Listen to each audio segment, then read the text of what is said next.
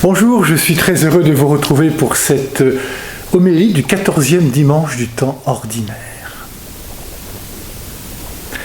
Souvent, des personnes me disent « Je ne suis pas croyant, mais si je voyais Jésus en chair et en os, alors ce serait plus facile pour moi de croire. » La page d'évangile de ce dimanche nous montre que même en ayant vu Jésus de près, en ayant partagé sa vie quotidienne dans son village de Nazareth, la foi n'est pas au rendez-vous. Jésus s'étonna de leur manque de foi. Non, il ne suffit pas de voir pour croire. Jésus a vécu parmi eux durant 30 ans et la seule chose qu'il voit, c'est le charpentier, le fils de Marie. La foi est l'ouverture du cœur. Cette ouverture n'est pas au rendez-vous des habitants de Nazareth que Jésus vient rejoindre, accompagné de ses disciples. Ils sont comme figés sur le passé. Ils s'accrochent à leurs habitudes. Certains sont surpris lorsqu'il prêche dans la synagogue. Quelle est cette sagesse qui lui a été donnée? Ils sont étonnés des grands miracles qui se réalisent par ses mains. Mais ils ne vont pas plus loin que l'étonnement et la surprise. Ils restent à l'extérieur, alors que Jésus, qui vient chez eux, aimerait qu'ils aillent à l'intérieur. Jésus désire que nous n'en restions pas aux apparences, aux habitudes, mais que nous puissions nous ouvrir à la profondeur de sa parole qui affirme sa puissance dans l'écrin de la vie ordinaire. Oui, il est le fils du charpentier. Oui, il est le fils de Marie. Oui, sa parenté est de Nazareth. Pourquoi ne serait-il pas le Fils de Dieu? Pourquoi ne serait-il pas le Messie? Seule la foi qui ouvre à l'intelligence du cœur peut le faire découvrir. La connaissance n'est pas la foi.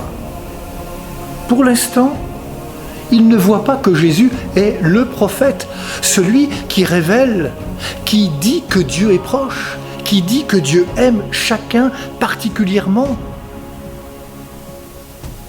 D'où la remarque de Jésus, un prophète n'est méprisé que dans son pays, sa parenté et sa maison. Jésus revient chez eux pour leur faire connaître l'amour dont ils sont aimés de son Père, mais ils restent sourds et aveugles sur la nouveauté de cette bonne nouvelle que Jésus vient révéler. La foi-confiance n'est pas encore au rendez-vous. Tellement figés sur l'image fixe de l'enfant de Nazareth, ils sont incapables de voir en Jésus Dieu qui vient à leur rencontre. Le Dieu d'en haut, le Dieu qu'ils louent dans les psaumes, celui auquel ils croient, est aussi celui d'en bas, le fils du charpentier, l'enfant de Nazareth. Mais ils ne sont pas prêts à l'entendre. L'humanité de Jésus semble être pour ses compatriotes un obstacle. Jésus n'est pas l'homme des miracles et des coups d'éclat. Il est puissance d'humanité qui rejoint tous et chacun en ne rejetant personne. Il est là, à Nazareth, la présence de Dieu au milieu des siens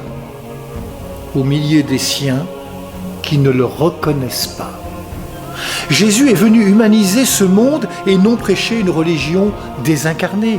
Il se fait proche au point de partager ce qui fait notre vie.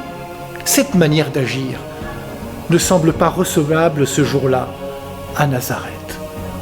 Un Dieu si proche peut-il encore être Dieu? Cet échec n'arrête pas Jésus, qui poursuit sa route en parcourant d'autres villages en prêchant l'Évangile. L'amour de Dieu n'a pas de frontières. Et Dieu ne désespère jamais. Il poursuit sa route jusqu'à trouver un cœur qui s'éveille à la foi. La foi, ce don si précieux, se reçoit toujours dans une rencontre. Et c'est pourquoi le Seigneur ne cesse de venir à notre rencontre. La porte de mon cœur lui sera-t-elle ouverte lorsqu'il passera chez moi? Bon dimanche à toutes et à tous. Prenez bien soin de vous et des autres.